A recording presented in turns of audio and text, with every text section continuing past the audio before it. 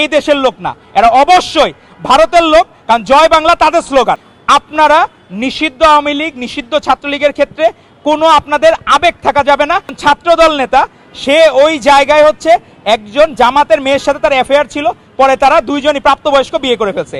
আমার অপ্রাপ্তবয়স্ক মেয়েকে ভাগায় নিয়ে চলে গেছে। স্লোগান দিল জয় বাংলা, কিন্তু আসলেই বাংলাদেশের স্লোগান না।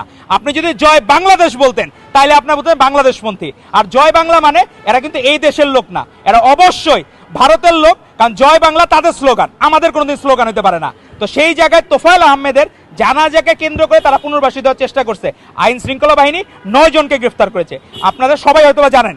তো আমরা প্রত্যেকটা জায়গায় আইন শৃঙ্খলা বাহিনীকে অনুরোধ করব, আপনারা নিষিদ্ধ আওয়ামী লীগ, নিষিদ্ধ ছাত্রলীগের ক্ষেত্রে কোনো আপনাদের আবেগ থাকা যাবে না। আপনারা অবশ্যই তাদেরকে অ্যারেস্ট করবেন, কিন্তু কাউকে হয়রানি করা যাবে না। আবার যে সেই জায়গায় সাধারণ একটা নাগরিকও যাকে ব্লেম দিয়ে যাকে অ্যারেস্ট না করা হয়, এটা আমাদের ইনশিওর করতে হবে। আর নোয়াখালী যে ঘটনাটা, এটা অলরেডি এটা প্রক্রিয়া চলতেছে, তদন্ত চলতেছে, আসলেই সত্যিকার ঘটনাটা কি ঘটছিল।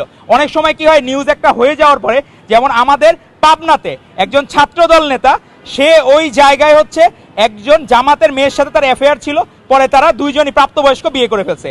তার বাবা যে হলো, সে হলো জামাতের ওইখানকার মনে আমির বা কোনো কিছু, সে ওই ছেলের নামে, ছাত্রদলের ছেলের নামে অভিযোগ করছে যে আমার অপ্রাপ্তবয়স্ক মেয়েকে ভাগায় নিয়ে চলে গেছে। তো সেই কারণে অপহরণ করছে। তো সেই অপহরণের ব্লেমের কারণে সাথে সাথে আমরা শোকজ করছি। পরে জানা গেল মেয়ে আর ছেলে উভয় নিজেদের সমতে, দুজনেরই মতামত ছিল বিয়ে করে ফেলছে। তো প্রথমেই তো ফ্রেমিং